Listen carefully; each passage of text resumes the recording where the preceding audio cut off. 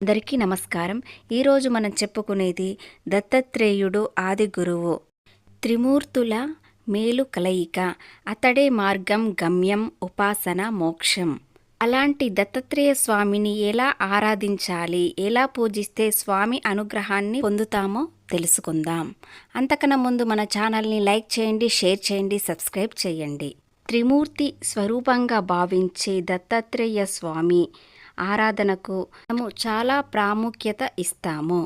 భక్త సులువుడైన దత్తాత్రేయ స్వామి ఆరాధన వలన జ్ఞానం, కీర్తి, ఆరోగ్యం, సంపద వంటివన్నీ లభిస్తాయి. ముఖ్యంగా గురువారం దత్తాత్రేయ స్వామి ఆరాధనకు ఎంతో విశిష్టమైనది. దత్తాత్రేయ స్వామిని ఎలా ఆరాధించాలి, ఎలా పూజిస్తే స్వామి అనుగ్రహాన్ని పొందుతారో తెలుసుకుందాం.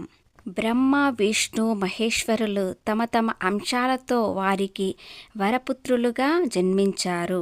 అనసూయ మాత పాతివ్రత్యాన్ని, అత్రి మహర్షి నియమ నిబంధనలకు త్రిమూర్తులు వారికి దాసోహమై తమకు తాము సమర్పించుకున్నారు. అయితే దత్తాత్రేయ స్వామిని ముక్కోటి దేవతలుగా అవతారంగా కూడా భావిస్తారు.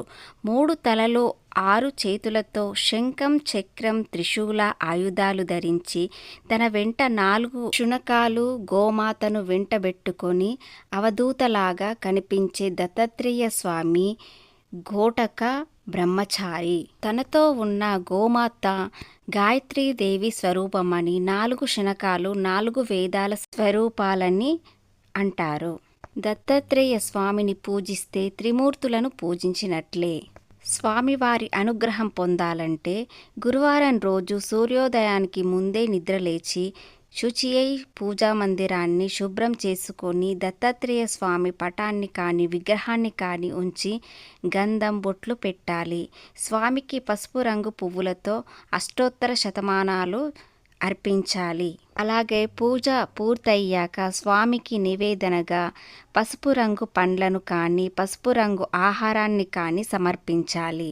ఇంట్లో పూజ చేయడం కుదరని వారు దత్తాత్రేయ స్వామి మందిరానికి వెళ్ళి స్వామికి పసుపు రంగు పూలను సమర్పించి పసుపు రంగు పండ్లను నైవేద్యంగా పెట్టండి. దేవాలయంలో ప్రశాంతంగా కూర్చొని దత్తాత్రేయ స్వామి చరిత్ర అయినా గురు చరిత్ర అయినా పారాయణం చేసుకోండి.